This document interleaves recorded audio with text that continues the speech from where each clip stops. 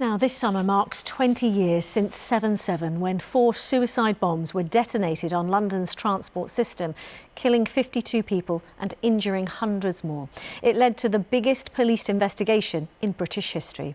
A new BBC documentary series has been hearing from investigators, rescuers, survivors and grieving relatives about how that day in London shaped their lives. I should just warn you, you may find this clip upsetting.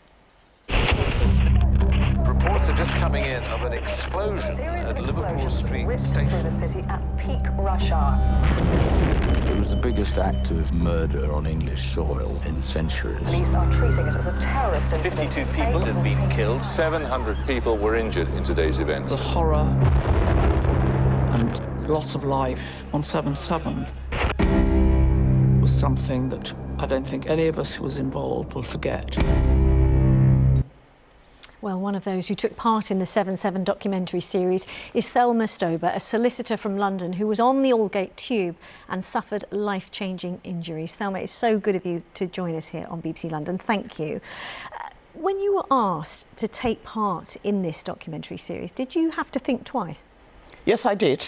I had to think twice about it, and I spoke with the group we call the 7/7 community about it, and we decided it was very important for the country and the world to remember what happened and the fact that it changed the lives of many of us, some of us significantly forever.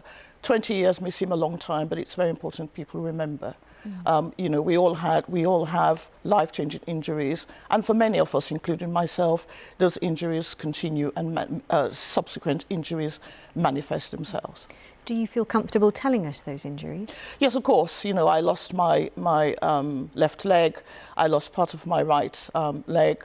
I have internal injuries. I lost my hearing, and in 2019, after suffering headaches for several years, and it was then discovered that I've got shrapnels in my brain. So my brain is at the moment slightly submerged, and I have to have high definition scans every year to monitor it. And that in itself carries significant risks. Wow. Do you feel comfortable talking about that day and how much you remember? I remember that day. If you ask me what I did last week, I'll have to think about it.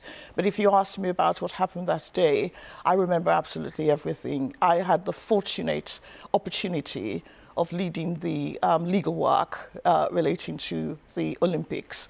I was working for the Mayor of London at the time, and for years I worked on it, and my husband looked after my son. And that was the day before, wasn't it, that London learnt that it had got so bid? we won on the day before, which was the 6th, and I had promised my son to take him to school and to spend some time with him. Of course we won, so I decided to go to work, and everything I did that day, as many of us did, was different. I was on the train later that day. I saw the train and I ran for it. I went into a coach that I would not normally go in, and I stood by the door. So absolutely everything I did that day was very different from my normal day going to work. Now, many of us remember where we were the moment we learnt of what happened. And one thing definitely sticks in my mind is the images of people helping one another, strangers, Londoners. Was there someone particular for you? Well, there are two people actually. Two people who I regard as guardian angels. I was lying there on the tracks thinking to myself, well, when these things happen, they're trying to save people who are alive and not dead. So I tried to get up to help myself and put my hand up saying, help me, I don't want to die. And a plainclothes policeman called Tony, who took part in the documentary, came to my rescue to help me and told me to lie down because I may have internal injuries. He then went to get some help, and another chap called Colin came and sat with me and used his jacket actually to cover me because my clothes was completely burnt. Those were guardian angels, and I'll never forget them.